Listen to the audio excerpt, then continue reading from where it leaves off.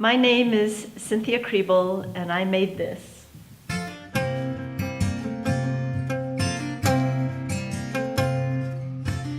I always identified with being an artist since I was a kid, but I never really articulated that to myself until I was 21, and it was a very specific event.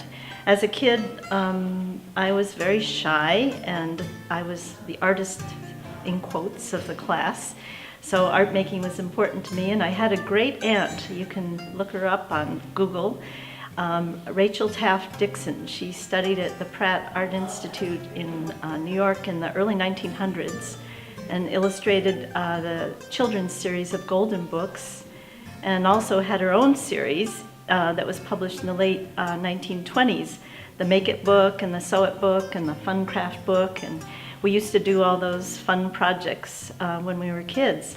So if anybody asked me what I was going to be when I grew up, I'd say an illustrator of children's books. But my parents steered me toward a liberal arts college, and so I ended up at Middlebury and studied art history, which was closer to art, and actually for me it was a real epiphany to realize I could study something I loved. They didn't have an art major there, I would have studied that. And then the summer between my junior and senior year, 1967, I traveled in Europe for $5 a day, which is amazing to think about, and tried to see as much art as I could. But what swept me off my feet was an exhibition of Van Gogh's paintings. It was just amazing to see his work in real life. Everybody knows his paintings. I'd seen reproductions of them over the years and seen some in the Cleveland Art Museum, which has an excellent collection. But when I saw this work, it was so alive, full of color, just the paint surface, and I just felt this charge. I don't know that it was right then that day, but it was before I got back to my senior year of college. I wanted to be an artist, and I finished up that year and headed to the San Francisco Art Institute, and the rest is history, I guess you'd say.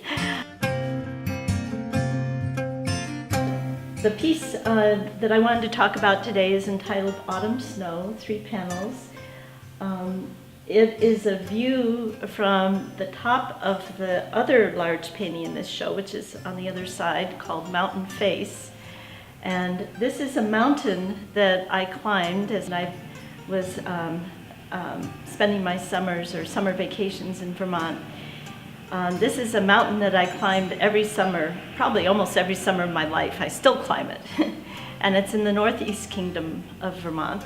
The day that I took the photographs that were used for the painting, it snowed 6 inches, which is really unusual at the beginning of October when the leaves are still in their prime, as far as the sugar maples being the bright reds and oranges. When I started painting, the first thing I do is have an idea, or multiple ideas. Usually ideas come from the subject matter, come from concerns that I have in terms of how the visual elements are put together, the composition, and then just the process of painting. And the process and perception. I really am interested in how inert paint becomes something alive on the canvas. When it comes to the visual elements, I was really interested in the way the expanses of white played off against the brilliant color in the painting, and also the interplay of warm and cool colors, the cool shadows, the way on a bright day in the winter with the blue sky, the shadows turn blue. And that interplay of warm and cool colors was something that I wanted to, or inspired me to do the painting. I wanted to bring out.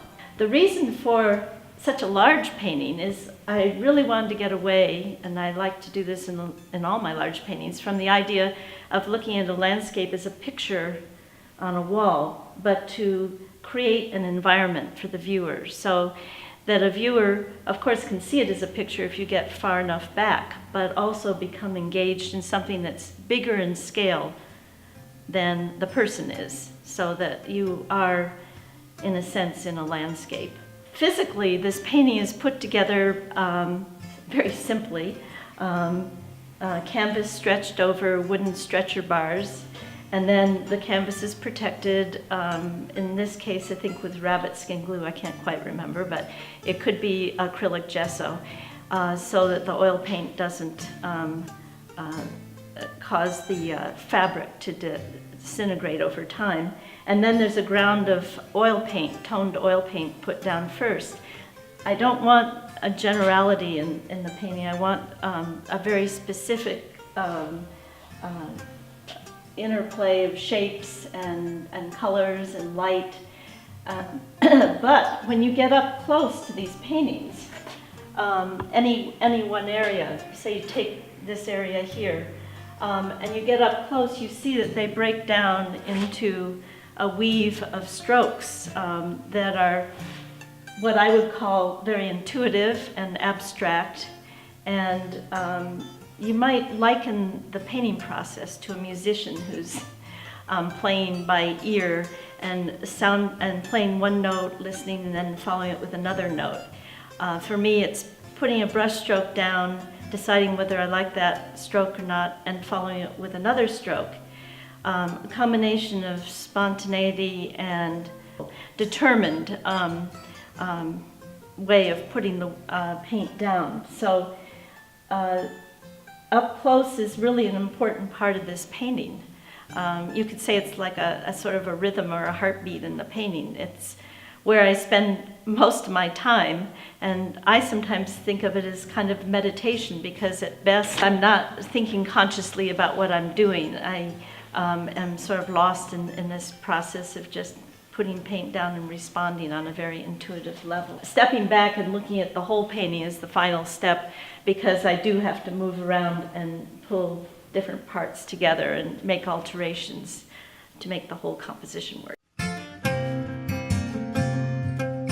When I think, in my case, when I think of community, I think of a lot of communities, and I'd start with communities of fellow artists and friends and former students, since I taught for almost 30 years, and still am in touch with former students, and people that I just encounter, say at a show or encounter in my life. And in that respect, community is just totally essential. I work by myself, I'm solitary for hours and hours in my studio, but all those interactions I feel are constantly challenging me, making me think, making me weigh what I'm doing against what is going on in the world. I mean, I love natural science. That would be an area where I get a lot of input. Or China, since I've spent time in China, traditional Chinese painting, philosophy, I practice Tai Chi, yoga. All those things feed my painting, and I feel they come from community, from interaction with others. I've been associated with Gallery 1 for a long time, since before it was Gallery 1, when it was the Ellensburg Community Art Gallery, and I've had 2 shows prior to this one.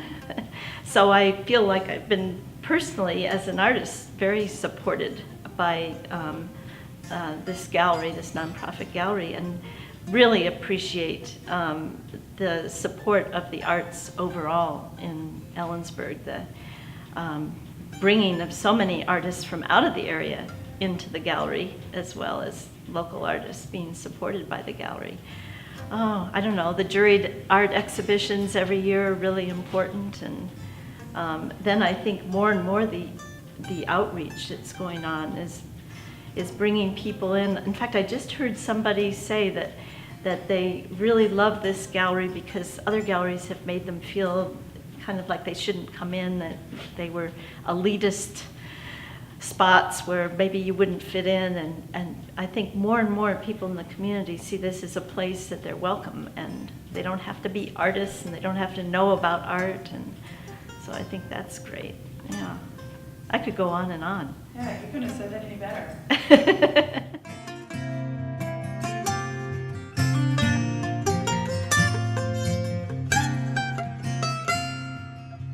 you.